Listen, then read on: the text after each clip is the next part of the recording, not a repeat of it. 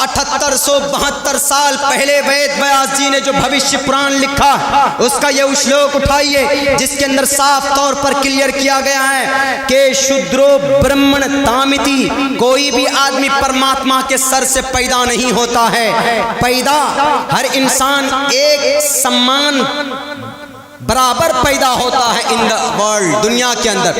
کوئی پیدائشی اعتبار سے بڑا نہیں ہوتا کہ یہ پیدائش ایشور اس کو بڑا بنا کر بھیج رہا ہے کہ یہی پی ایم بنے گا، یہی سی ایم بنے گا، یہی مکھیا میں ایم ایل اے اور ایم پی یہی بنے گا. نہیں، بلکہ کوئی بھی آدمی اپنے کرم سے، اپنے عمل سے بڑا ہوتا ہے، اپنے کام سے بڑا ہوتا ہے. ایگزامپل دیتا ہوں آپ کو اس منتر کا ادھارن.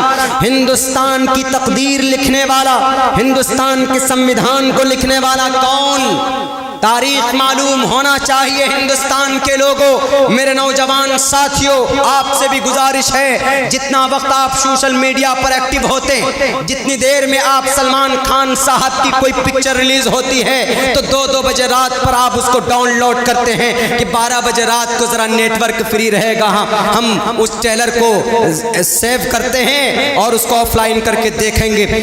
یہ غلط ہے. تاریخ کے اوپر بھی آپ کی نظر ہونی چاہیے، تاریخ کے اوپر بھی آپ کی گہری نظر ہونی چاہیے. ہندوستان کا ودھاتا کون؟ ہندوستان کی تقدیر اور سمویدھان کو کس نے لکھا؟ اس منتر کے آدھار پر اس کو تو ناپاک ہونا چاہیے. ارے ڈاکٹر بھیم راؤ امبیڈکر جو کہ دلت تھے، جو کہ شودر تھے، اگر تمہاری بات مانے تو ان کے ہاتھوں سے لکھی ہوئی چیز ناپاک اینڈ ریجیکٹیبل. لیکن نہیں، یہ ڈاکٹر بھیم راؤ امبیڈکر نے 3 سال میں ہندوستان کا سمویدھان لکھا. پوری دنیا کے بڑے بڑے ممالک کا سفر کر کے انہوں نے چن چن کر جو اچھی اچھی چیزیں تھی، جو اچھے اچھے ایکٹ تھے، وہ ہندوستان کے سمویدھان کے اندر داخل کیا تاکہ ہندوستان کے اندر سب پیار و محبت سے زندگی گزار سکیں. اور انہوں نے سب سے پہلی یہ بات بھی کہی کہ all Indian person are equal to the Indian constitution. Hindustan کی نظر میں کوئی بڑا چھوٹا نہیں ہے، ہندوستان کی نظر میں کوئی پاک اور پوتر اور اپوتر نہیں ہے، بلکہ برابر ہے. اگر ان لوگوں کی مانو، ان بہروپیوں کی مانو تو وہ تو دلت تھے، وہ تو شودر تھے. ان کے بھائی لکھی ہوئی کتاب کیوں نافذ کی گئی؟ لکھا ہوا سمویدھان 26 جنوری 1950 کو امپلیمنٹ کیا گیا. پورے ہندوستان کے اندر ہندوستان کا یہ قانون نافذ کیا گیا. ہم اسی دن کو 26 جنوری کے نام سے یاد کرتے ہیں، ریپبلک ڈے کے دن سے ہم اس کو یاد کرتے ہیں. 15 اگست 1947 میں ہمارا ملک آزاد ہوا تھا. 3 سال کے بعد یہ قانون لکھا گیا. لکھنے والا کون؟ صدر ڈاکٹر بھیم راؤ امبیڈکر. وہ ایک چمار تھے. آج ان گروؤں کی مانو، ان شرابی اور کبابی فاسق و فجار دجال کے بیٹوں کی مانو تو ڈاکٹر بھیم راؤ تو ناپاک تھے. لیکن نہیں، ایشور کے مطابق کہا گیا کہ اگر کوئی نچلے طبقے کا آدمی بھی ہو لیکن وہ اگر کام اچھا کرتا ہے تو اس کو بڑا درجہ برہمن سے بھی آگے بڑھ جاتا ہے. اور یہ ثابت کیا ڈاکٹر بھیم راؤ امبیڈکر نے.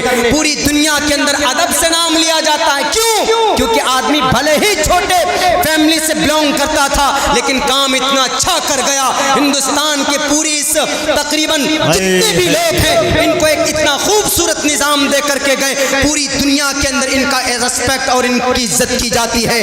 اور آج کے ڈیٹ میں جو اپنے آپ کو کہتے ہیں کہ آئی am a Brahmin, I am a god, I am a son of Brahmin ji, ہم برہمن جی کے سر سے پیدا ہوئے. ہمارے ہندوستان کے ہندو بھائیوں، آپ برہمن خاندان میں پیدا ہوئے ہیں. میں دل کی گہرائی سے آپ کی رسپیکٹ، آپ کی عزت کرتا ہوں. لیکن اگر آپ نے یا کسی نے بھی، یا اگر مسلمانوں میں بھی اگر کوئی سید ہے یا کوئی چودھری ہے تو اپنی چودراہٹ کو کسی کے اوپر ظلم کرنے کے لیے استعمال کرنے کے اللہ نے نہیں دیا. اگر آپ برہمن ہیں تو اچھی بات ہے، لیکن اگر اس برہمن کو آپ نے گائے کے نام پر لوگوں کو مارنے کے لیے اگر استعمال کیا، اگر آپ نے اپنے اس عہدے کا استعمال مندر مسجد کے نام پر لڑانے کے لیے کیا، اگر آپ نے اپنے اس عہدے کا استعمال کہیں ابھی گڑگاؤں کے اندر ابھی ایک گھرانے کو 10 لوگوں کی ایسی بے رحمی کے ساتھ پٹائی کی گئی، جب پیٹنے کے لیے وہ بے لگام گھوڑے آئے تھے، اپنے آپ کو کہہ رہے تھے کہ میں برہمن ہوں، آپ کو ایشور نے برہمن بنایا،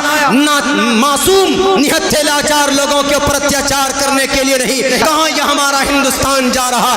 اللہ کے نبی علیہ السلام نے اسی بھید بھاؤ کو مٹایا.